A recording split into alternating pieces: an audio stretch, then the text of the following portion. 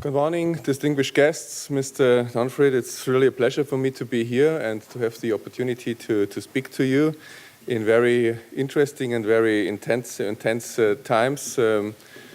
As you noticed, we had a horrible week behind us with four very serious incidents in southern Germany, and 3 of them occurred in Bavaria.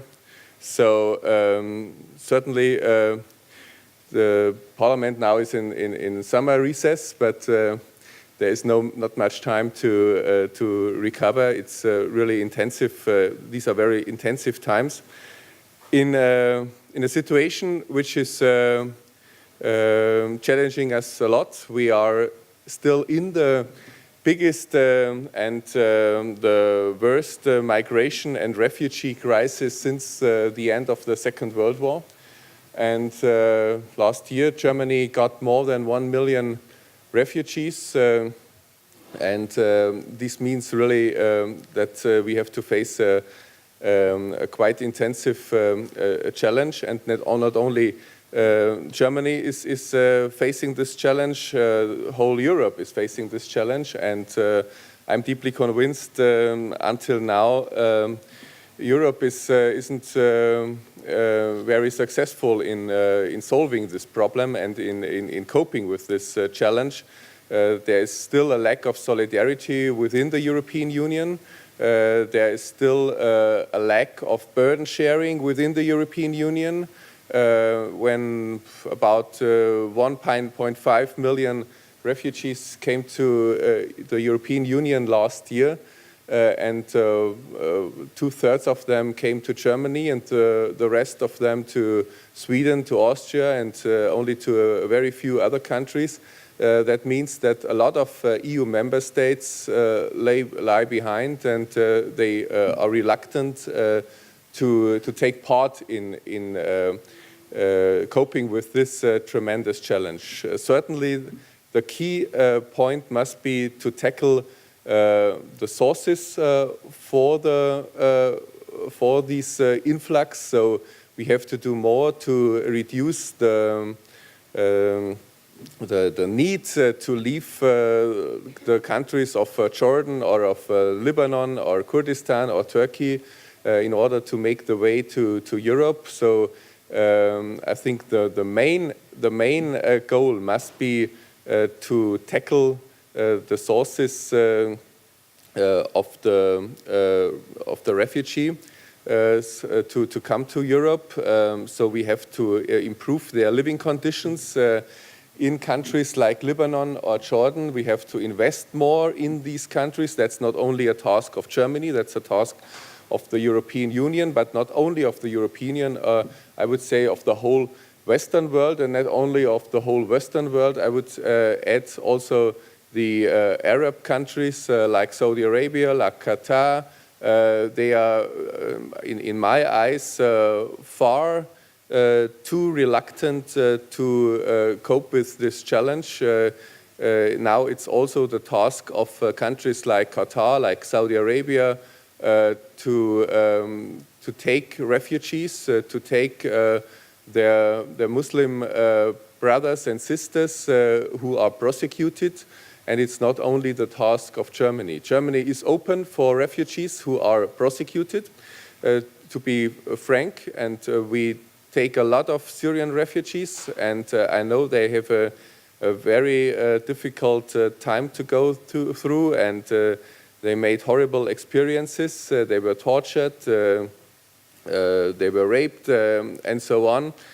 So Germany is open for those who are prosecuted, but the possibilities of Germany are not endless to take refugees. And the willingness of the German public to integrate refugees isn't endless either.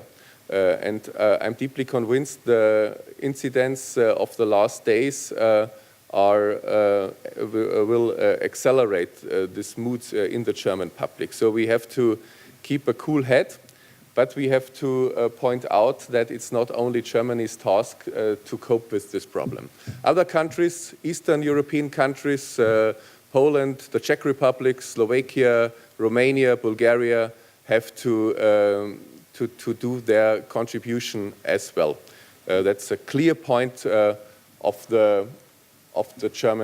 Germany's position. On the other hand, I support very intensively our Chancellor Angela Merkel, who is trying to achieve a European and international solution for this tremendous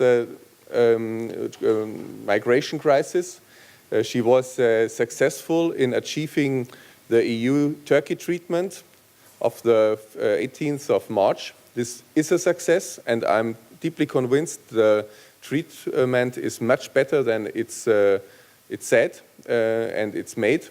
I was in Athens last week and on Kiosk, on the island of Kiosk, not far away from the Turkish coast, and I have made the experience that the EU-Turkey treatment beneath the closure of the Macedonian and Greek border is a very important pillar in order to close the West Balkan route. The West Balkan route is nearly closed. Now only between 100 and 200 refugees cross the Bavarian-Austrian border every day. Now it's closed, but no one knows what the future brings. As you know, there's a very difficult political situation in Turkey now, and President Erdogan certainly is threatening that he won't stick to the treatment, and he will not hold back the refugees to go to the boats and to cross the Aegean to the Greek islands. Thank you very much. So I'm still convinced we have to continue with this treatment. It's good. It's good for Turkey. It's good for the EU. Both benefit from it. Turkey benefits by 6 billion euros on the one hand, and on the other hand there is the one-to-one mechanism. It's one of the decisive contents of the treatment, and I am deeply convinced even if the situation on a bilateral level to Turkey is not easy now, and certainly we are not satisfied with the break of the rule of law in Turkey in a lot of ways. We need Turkey to solve this problem. Turkey has a decisive role in coping with this tremendous challenge. On the other hand, no one knows exactly what the future brings on the Mediterranean Sea. More than 500,000 migrants wait in Libya and in Egypt to cross the Mediterranean Sea to Italy. The numbers are increasing now. Certainly it's the task of Italy to cope with this problem, but to be honest, Italy certainly is more capable than Greece, but we can't and we will not leave Italy alone. So we have to support Italy, and we have to try to improve and secure the protection at the EU border to the non-Schengen states. So this is one of our decisive goals, that we strengthen and improve the protection of the EU border to Africa on the one hand, but also to Turkey on the other hand.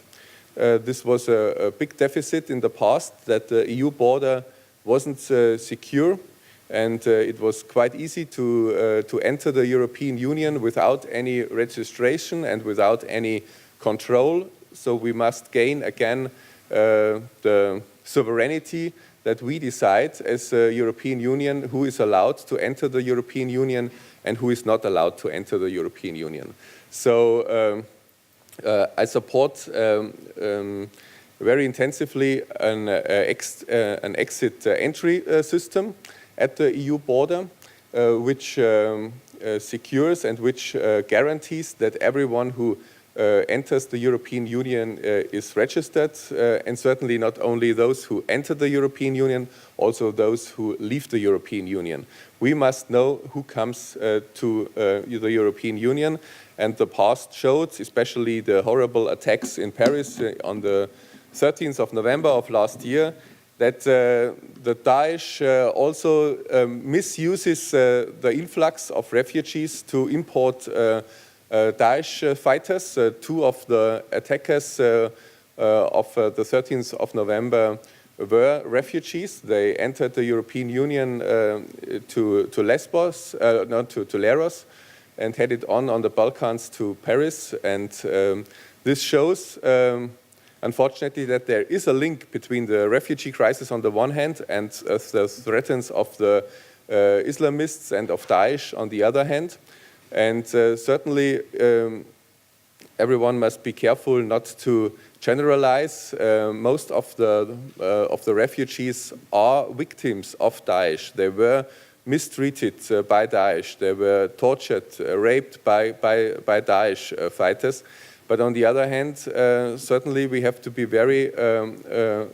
aware of the danger that there are Daesh fighters or radicalized refugees among the migrants who are in Germany, for instance, but not only in Germany. France is facing a very intensive security problem as well. Yesterday there was another horrible attack in Rouen. This is really one of the biggest challenges we have to face in Germany now for the last decades. This will mean a lot of efforts in a lot of ways, not only concerning prevention on the one hand. We must do more to prevent those attacks, but the truth is also that there is not 100% security. You can't guarantee a 100% security, but we have to strengthen our security authorities. We have done a lot of legislative work within the last 18 months. As Mr. Donfried mentioned, some tasks I had in the past, they are not important now. The only important job I have now is that I'm the spokesperson of the CDU-CSU Parliamentary Group for Internal and Home Affairs, and this is really a very important and interesting task now. So we did a lot of legislative work within the last 18 months. We amended our security laws. We changed dramatically our migration and asylum law in order to reduce the attractiveness of Germany and to reduce the influx to Germany. For instance, we were successful. I just mentioned one example. In one way, in the first half of the year 2015, nearly half of all the migrants came from the 6 West Balkan countries. And now the influx from the Western Balkan countries is not important anymore. So we were successful in declaring the whole region of the West Balkan as a safe countries of origin on the one hand, and we implemented the possibility to pose sanctions on the migrants who are not willing to leave our country voluntarily. We reduced the social benefits for them. So we did a lot of legislative work, and we were successful, especially with regard to the Western Balkan. But certainly now a lot of refugees, and especially in the second half of last year, came from Syria, from Iraq, from Afghanistan, and certainly most of them are prosecuted. Afghanistan is difficult. We have to be more effective in withdrawing those who have not the right to stay in Germany. And this will challenge us a lot, not only in the next days, I would say in the next weeks and months. And the decisive topic of integration will be, I would say, that challenge of this decade in Germany. So we want to integrate those who have the right to stay in Germany for a long time. We may not make the same mistakes which were made in the 60s and in the 70s of last century, when a lot of guest workers came to Germany, millions of guest workers from Spain, from Turkey, from Italy, from Greece, and it was thought that they leave our country after a few years, but most of them stayed. They stayed forever. They founded families, they married, they got children, and the topic of integration was underestimated for decades. So we must not make the same mistake again. So we will invest a lot in integration, in language courses. We doubled the amount of money we provide on the federal level for language courses from the last year to this year, for instance, and we will do even more. So learning the German language is the decisive cornerstone to integrate in the German society. So a lot of measures will be provided to the migrants and to the refugees. But on the other hand, there is also the expectation that they take this chance and they take these opportunities and offers. So if they are not willing to follow and to go to the language courses, for instance, they have to face certain reductions of their social welfare benefits. So in a few words, I pointed on some challenges we have to face now. You came to Germany in very interesting times. So I think the European Union is in its biggest crisis since it has been established, not only because of the referendum in Great Britain on the 23rd of June, but because of the whole situation. As I said, I'm deeply disappointed with the solidarity within the European Union. And to be frank, I'm not disappointed with Brussels. I'm not disappointed with the Commission or the European Parliament. I'm very disappointed because in a lot of capitals of EU member states, nationalism and populism is increasing tremendously. And this means really a big challenge, not only to Germany, but this, in my eyes, this could mean also the collapse of the whole European Union. So I hope I didn't make you too desperate now, but I thank you very much. Thank you.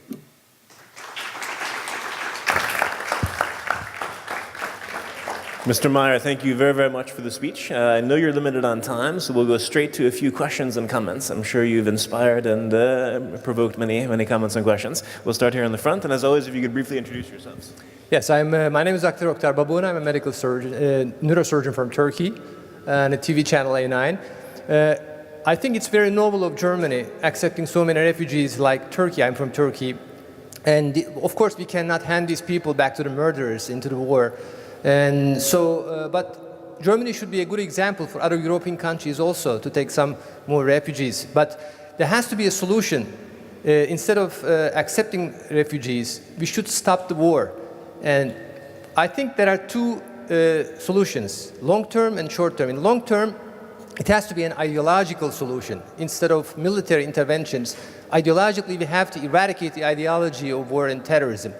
And short-term, it has to be a political approach. So I would like to know your opinion. How can we stop the war in Syria? Instead of course, we can accept the refugees, but how can we stop the war politically?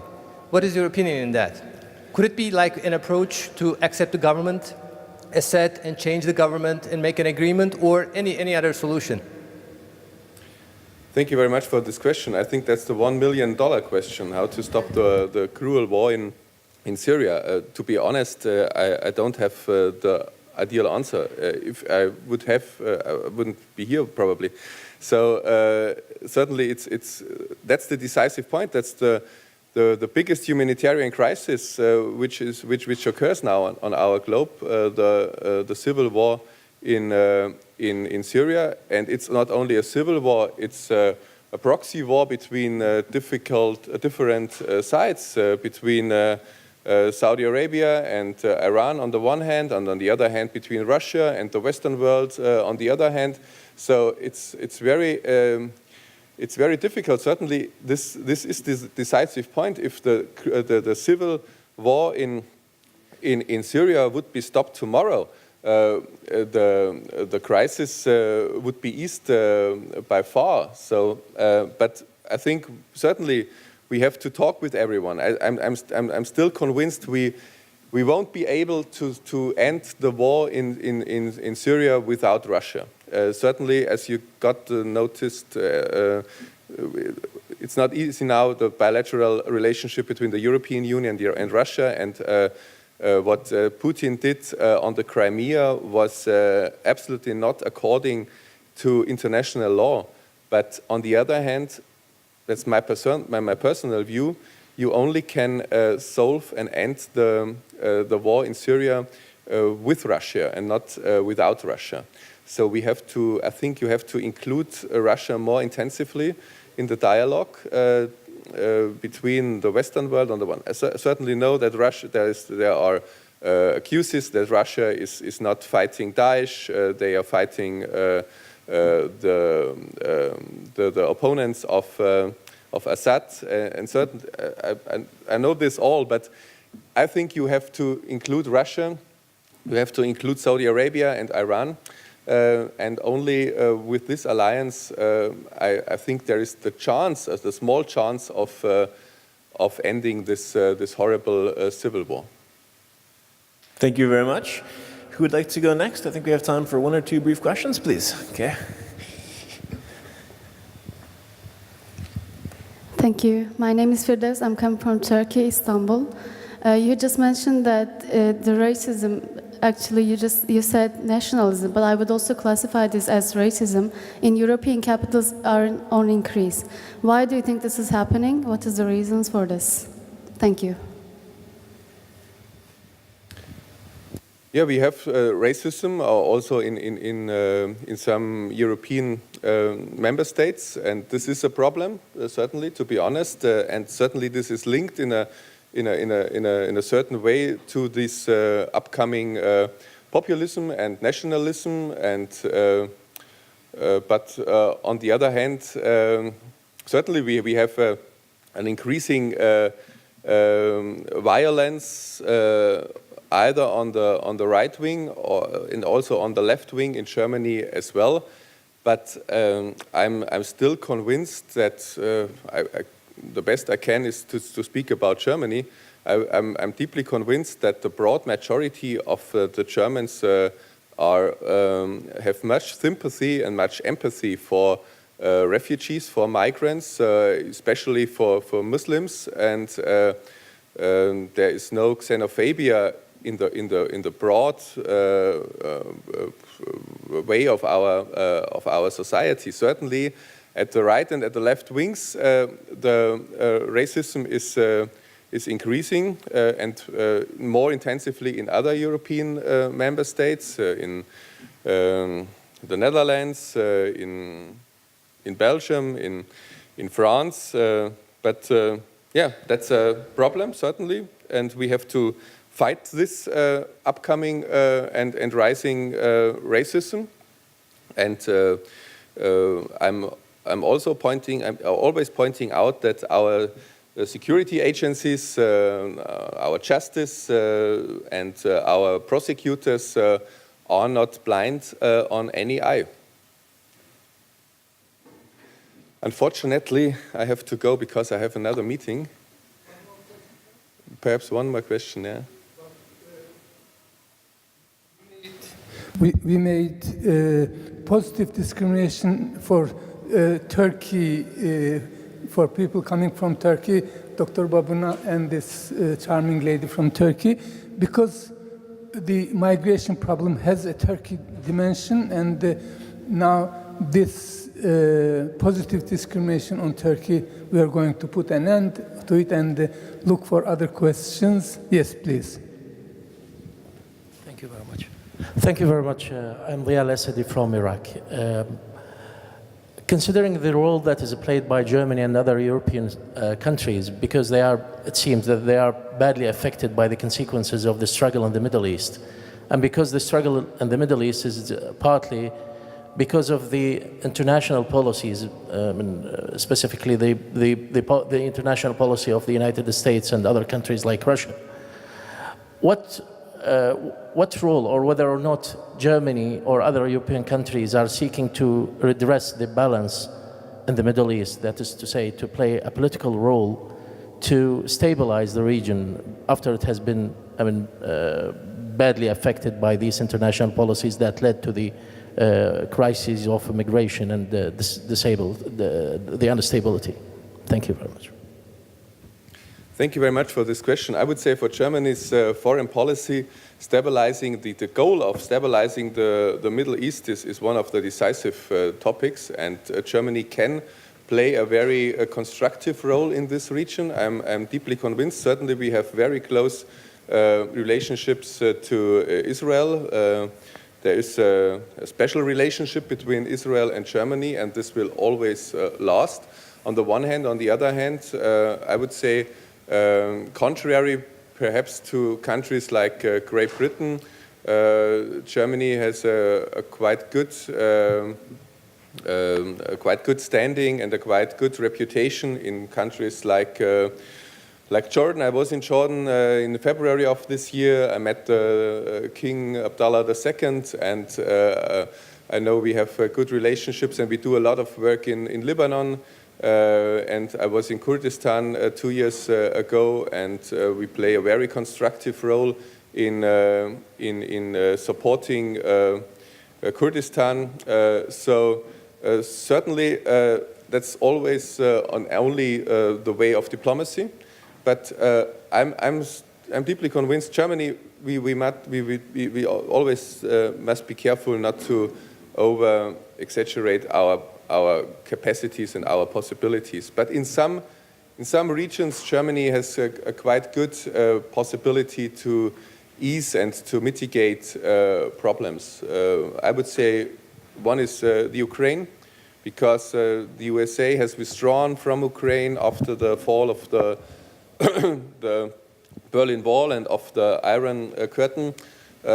So that's one of the decisive regions I think we have good competences in.